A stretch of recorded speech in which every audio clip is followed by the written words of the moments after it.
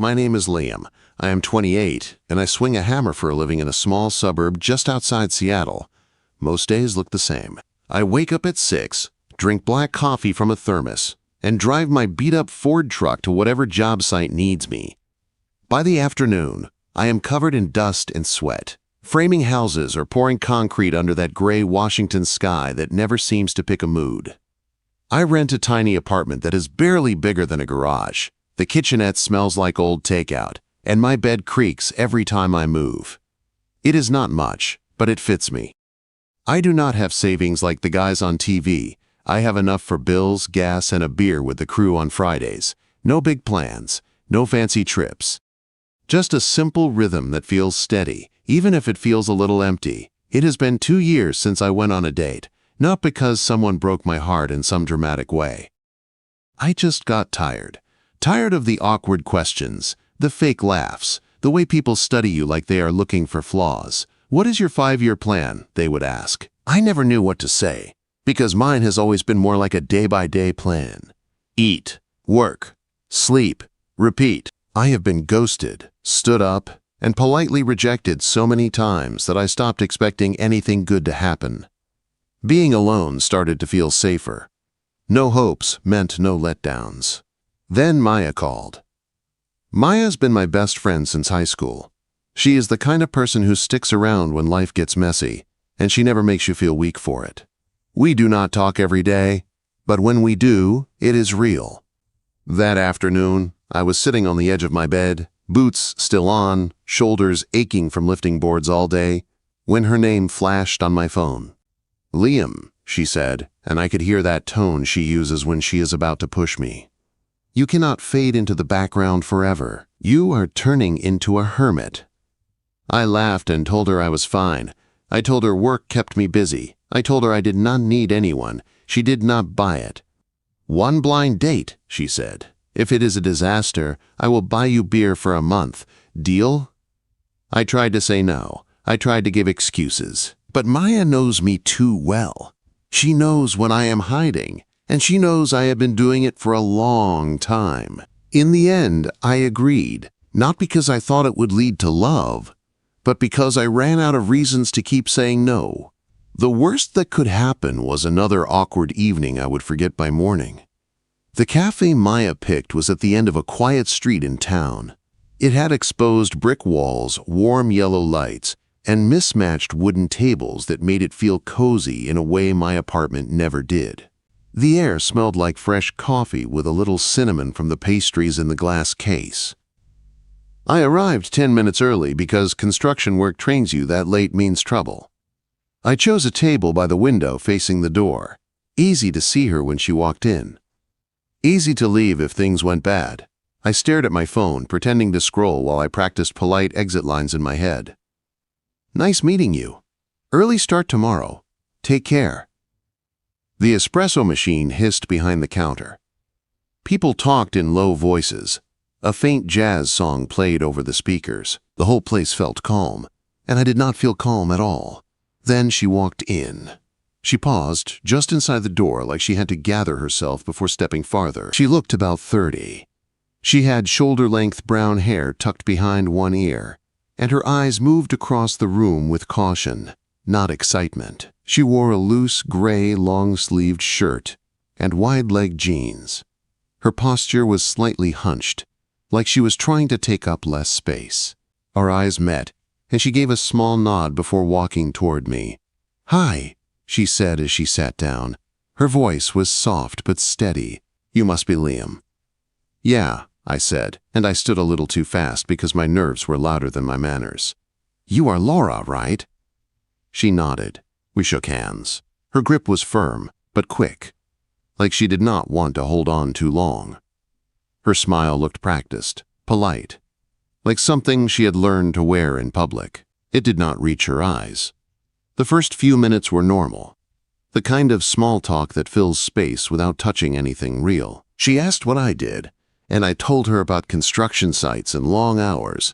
I asked what she did, and she said she was a nurse at a local hospital, working in burn care. "That sounds intense," I said. "It is," she answered.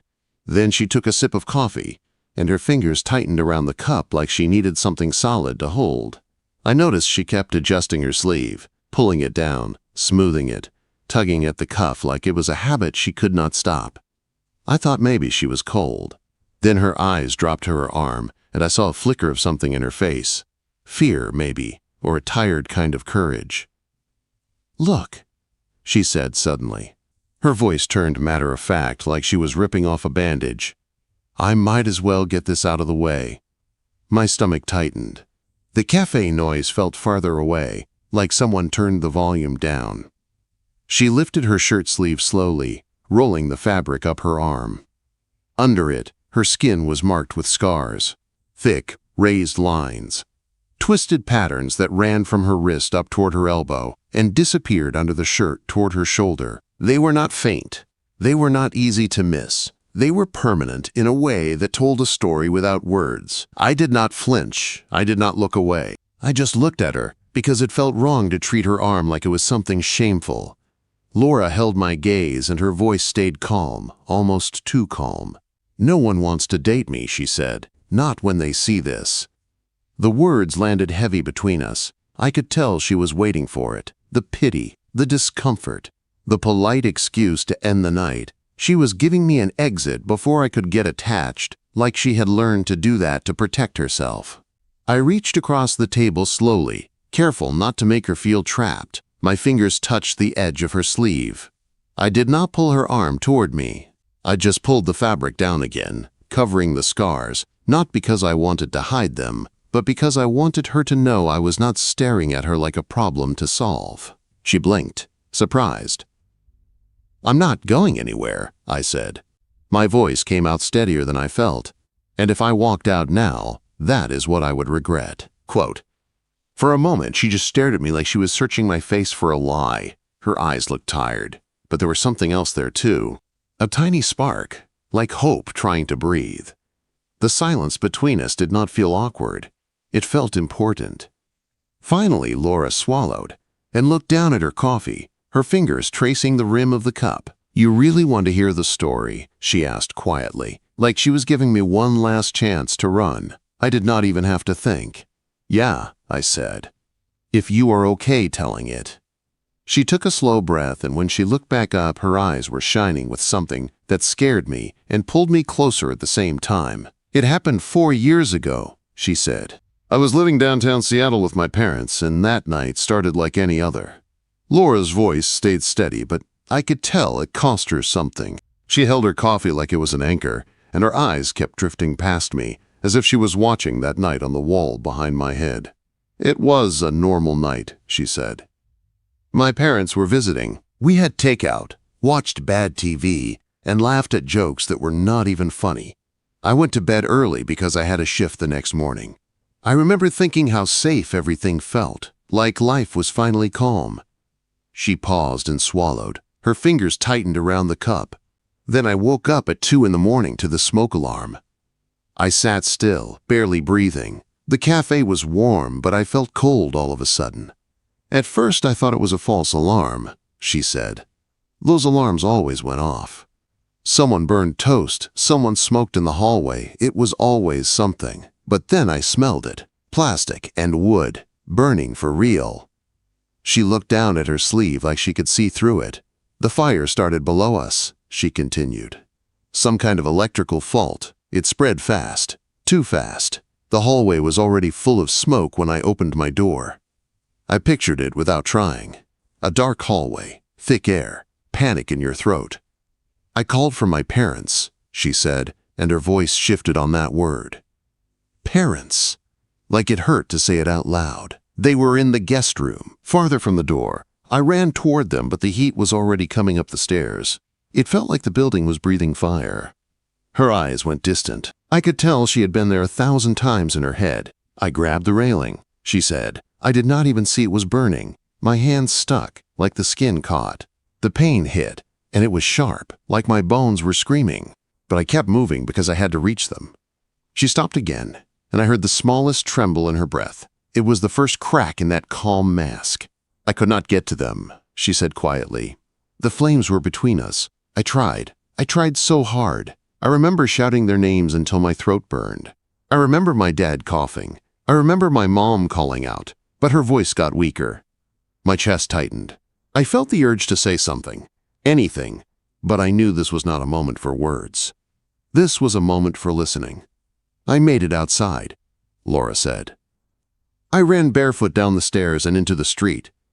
I was screaming for help. People were coming out of other units, coughing and crying.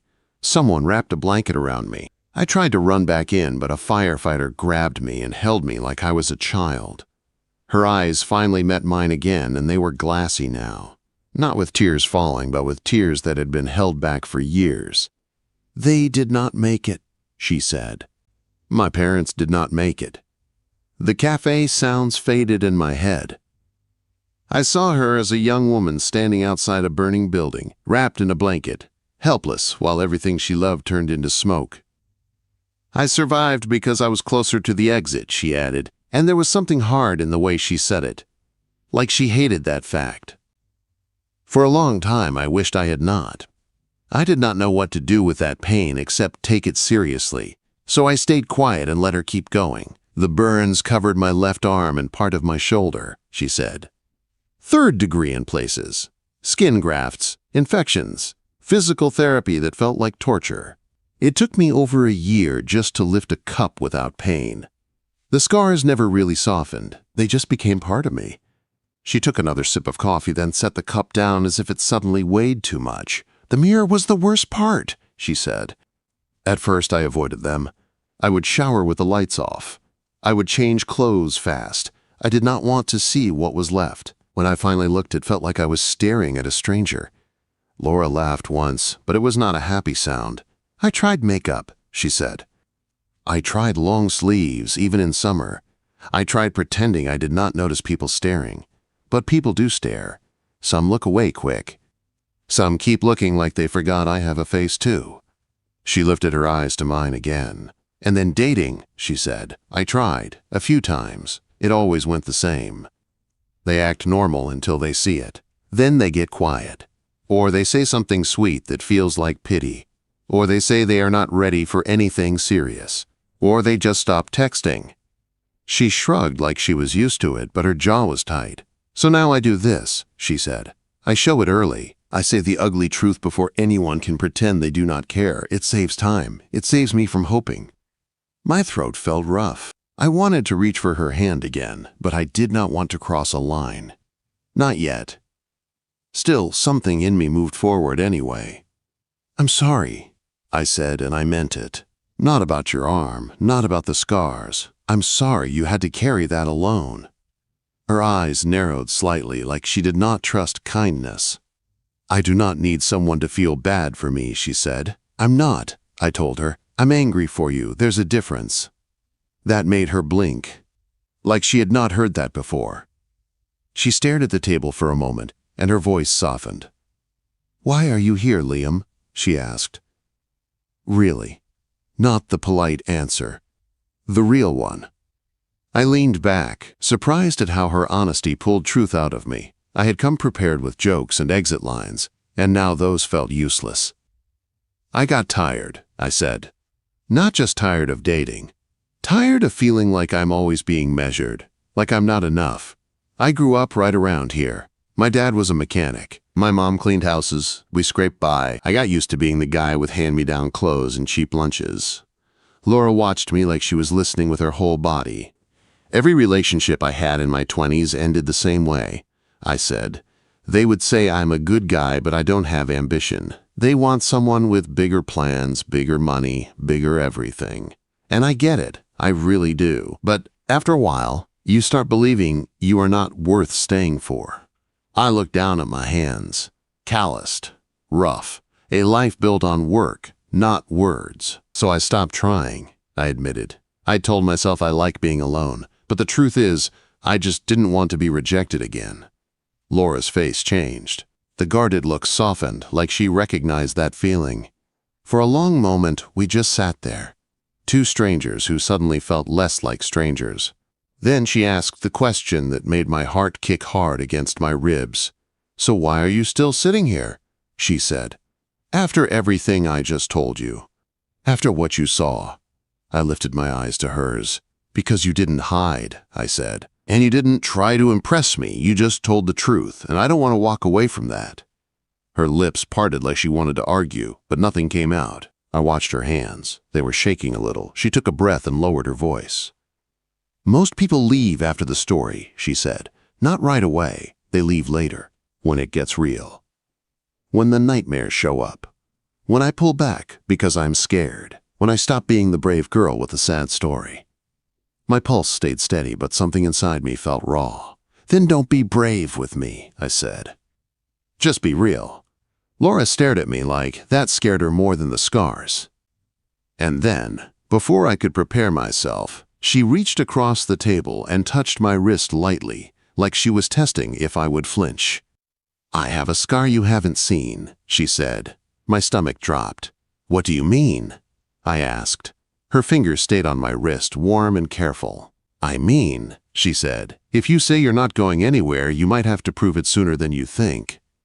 The way Laura said it made the air feel heavier. It was not a threat. It was not drama. It sounded like a warning from someone who had learned the hard way that good moments can break without permission. I did not ask her to explain right away. I just sat there, steady, giving her space to decide what she wanted to share. Outside the window, the streetlights were coming on, and a thin mist hung over the sidewalk like Seattle was holding its breath. Laura finally pulled her hand back and stared into her coffee. I don't date, she said quietly. Not anymore. I tell myself I don't need it. But the truth is, I'm scared of how much I want it. I kept my voice low. Want what? Peace, she said, and someone. Just one person who does not leave when things get ugly. My chest tightened. I knew that feeling. It was the same one that had kept me in my apartment for 2 years, pretending I was fine. What's the scar I haven't seen? I asked gently. She looked up and her eyes were clear but tired. Not on my skin, she said, in my head. For a second, I thought she was going to stop there. Then she took a breath and kept going. After the fire, she said, I started waking up in the middle of the night. I would smell smoke that wasn't there. I would hear the alarm even in silence. Sometimes I would run to the front door without shoes, shaking, sure the building was burning again. I pictured her alone in the dark, panicked, heart racing, and it made me feel protective in a way I was not used to. I went to therapy, she said. I did everything they told me. I worked hard. I became a nurse because I wanted to turn the worst thing in my life into something that mattered. She gave a small smile, but it was sad. And it helped, she said. But it never fully goes away. It's like a shadow that follows me. Some nights are fine. Some nights feel like I am back in that hallway. I nodded slowly. Do you have nightmares? Yes, she said, and her voice cracked. And when I do, I push people away, because I hate being seen like that. I hate feeling weak in front of someone I care about. I understood her more than she knew. I had done the same thing, just quieter. I had pushed people away before they could decide I was not worth it. So you test them, I said softly. You show the scars early. You tell the story early. You give them a reason to leave before you get attached. Her eyes sharpened like I had read a page she thought was hidden. Yeah, she admitted, and I hate that I do it, but it hurts less when I control it. I let a moment pass. Then I asked, what do you want from me, Laura? She hesitated. Her fingers traced the cup again. I want to believe you, she said. I want to believe you are not going anywhere, but I have been wrong before. There was a tenderness in her honesty that made my throat feel tight. I did not want to promise big things. I did not want to make her feel like I was trying to rescue her. I just wanted to be true. I can't promise you I'll never mess up, I said. But I can promise you I'm not here for a quick story. I'm here because I like you, not the idea of you. You. Her lips parted slightly. She looked like she was trying to decide if she deserved that. The cafe had started to empty. Chairs scraped softly. The barista wiped down tables. The evening got quieter around us, like the world was giving us privacy. Laura stared at me for a long time. Then she said, okay. Just that one word, but it sounded like a door opening. We talked a little longer, but we kept it lighter. Favorite coffee places in Seattle. How she loved fog but hated the constant rain. How I liked my job because it made sense. You put pieces together and something stands. It felt good to talk like normal people again after carrying something so heavy. When we stood to leave, I paid without asking. She tried to argue, but I shook my head. Outside, the air was cold and damp, the kind that sticks to your skin. Laura pulled her sleeves down again and I did not comment. We walked toward the parking lot together, side by side. Not touching, not rushing, but not far apart either. At her bus stop, she stopped and faced me. The streetlight above us made her eyes look brighter. "I don't usually do this," she said. "Do what?" "Give someone my number and hope they use it," she said. I felt a small smile pull at my mouth. "That's fair." She took her phone out and handed it to me. My hands were rough and dusty even after washing, and I was suddenly aware of how different we were. A nurse and a construction guy. A woman who carried fire in her past, and a man who carried quiet failure in his. I typed my number and handed it back. For a second, we just stood there. The space between us was not huge, but it felt charged, like a wire humming. "I had a good time," she said, and her voice sounded surprised, like she didn't expect herself to mean it. "So did I said. She gave a small nod, then turned to leave, but she paused after a few steps. "Liam," she said. "Yeah." "If I disappear for a day or two," she said, "it's not because of you." My chest tightened again. "Okay." She looked like she wanted to say more. Then she didn't. She just climbed onto the bus, found a seat, and looked out the window as it pulled away. She lifted one hand in a small wave. I waved back, standing there in the cold like an idiot, watching the taillights fade into the mist. That night, I drove home with my head full of her voice, full of that moment at the table when she showed me her scars and waited for me to run. When I got to my apartment, it felt smaller than usual. The smell of old takeout hit me the second I opened the door. I kicked off my boots and sat on the edge of my creaky bed, staring at my phone. I wanted to text her right away. I wanted to say something meaningful, but I also didn't want to overwhelm her, so I sent the simplest thing I could. "Hey, I'm glad I met you today. I'm home safe. Hope you are too." She did not reply that night. I told myself it was fine. I told myself she was tired. She worked in a hospital. She had her own life. But when morning came and there was still no reply, something old and familiar rose up in me. That feeling that says, "Here we go again. She saw your cracks, and now she's gone." I went to work anyway. I hammered nails. I lifted boards. I laughed at the guys, jokes when I had to. But my mind kept drifting to Laura, to her warning. "If I disappear for a day or two, it's not because of you." By the second evening, I was sitting in my truck outside the job site, watching rain bead on the windshield, when my phone finally buzzed. It was Laura. The message was short. "Rough shift. Mind if we walk?" My heart kicked hard. I typed back right away. "Yeah. Tell me where." Her reply came fast. "Waterfront trail." In 20 minutes, I started my truck, already heading toward her, when another message popped up. "And Liam, if you see me fall apart, please don't get scared." I stared at the screen, my hands tight on the steering wheel. Because I knew right then, this was the moment she had warned me about. And I also knew I was already too deep to turn away. I got to the waterfront trail early. The rain had slowed to a light drizzle, the kind that hangs in the air more than it falls. The water looked dark and still, and the city lights across the bay blurred like someone had wiped them with a wet hand. People passed by in hoodies, walking dogs, jogging with their heads down. Everyone had somewhere to be. I stood near the entrance, hands in my jacket pockets, trying to calm my breathing. I had been nervous on dates before, but this felt different. This felt like waiting outside an emergency room, like something real was about to happen, something that could change the shape of my life if I let it. Then I saw her. Laura walked toward me slowly, shoulders tight, sleeves pulled down even though it was not that cold.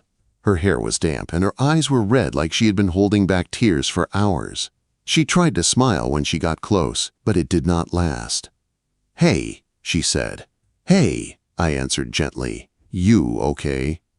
She let out a breath that sounded like it had been trapped in her chest all day. "No," she said, "but I didn't want to be alone." That hit me hard, because it was one of the bravest things a person can say. Not "I am fine," not "I can handle it," just the truth. We started walking side by side. The trail ran along the water, lined with wet trees and benches slick from rain. The air smelled like salt and cold leaves. Our footsteps made soft sounds on the damp path. For a while, Laura said nothing. I did not push. I just stayed close enough that she could feel me there. Finally, she spoke.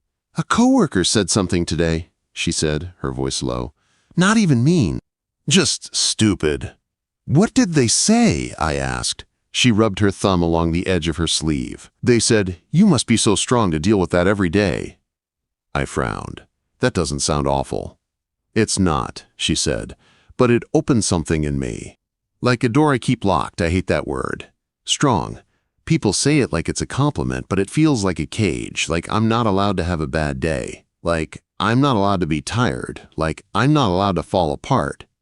Her voice shook on that last part. We reached a bench overlooking the water. Laura stopped and stared out at the dark waves. "I've been working too much," she said. "I've been pushing myself to prove I'm fine, to prove I deserve to be there.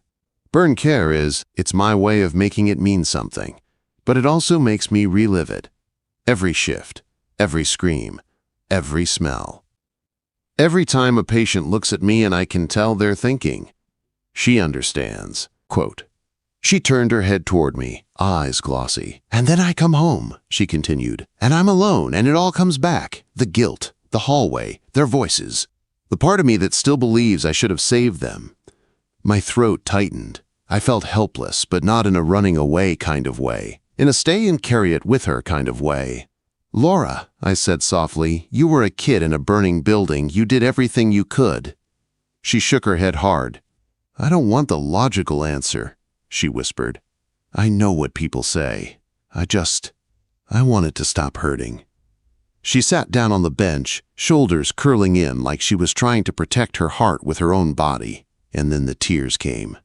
Quiet at first. Then heavier. Her face tightened, like she was embarrassed, like she hated that I was seeing this side of her. I sat down beside her, leaving just enough space so she didn't feel trapped. For a few seconds, she tried to wipe her tears fast, like she could erase them. Then she gave up. "I warned you," she said between breaths. "I warned you I'm not always okay." Quote. I leaned closer. "Good," I said gently, "because I'm not always okay either." She looked at me like that surprised her. I exhaled and let myself be honest in a way I almost never am. "I've spent 2 years hiding in my apartment," I told her. "Not because I love being alone, but because I'm scared of being seen as not enough. I'm scared of someone looking at my life and deciding it's too small, too simple, too boring."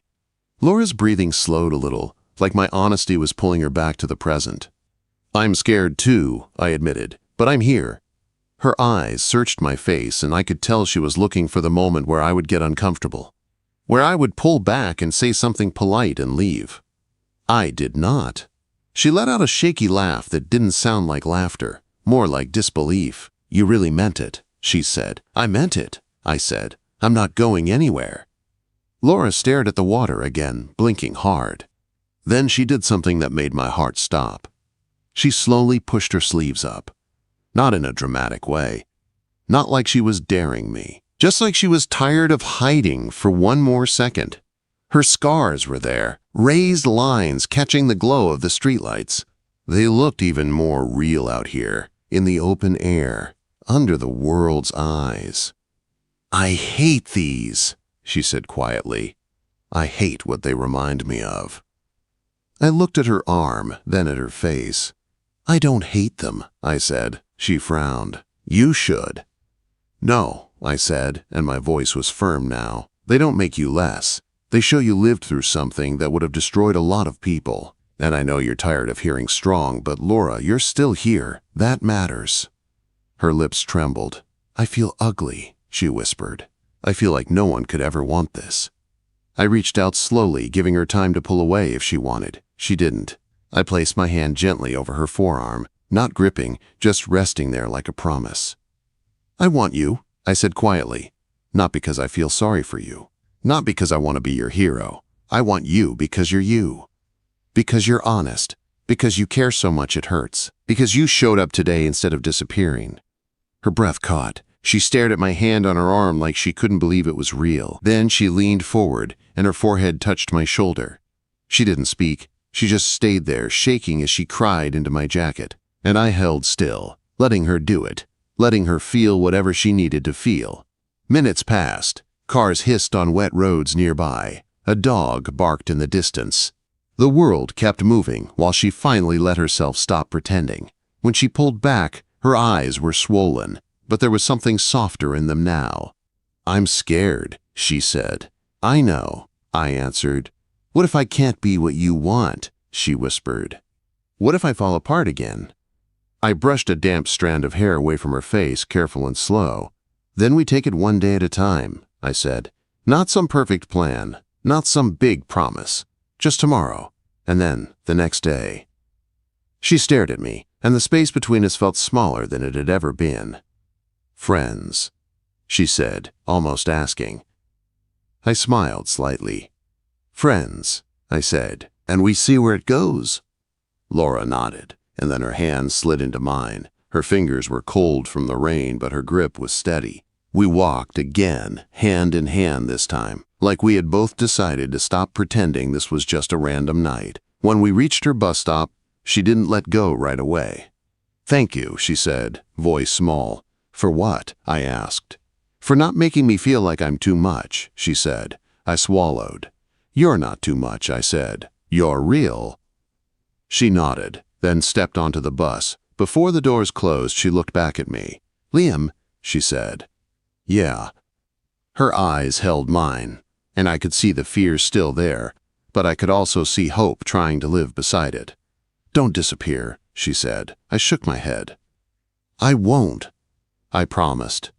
The bus pulled away, taillights fading into the mist. I stood there for a moment, rain on my face, heart pounding like I had just stepped onto a path I couldn't unchoose. And the truth was, I didn't want to. Because for the first time in years, I wasn't running from life. I was walking straight into it, with her hand in mine.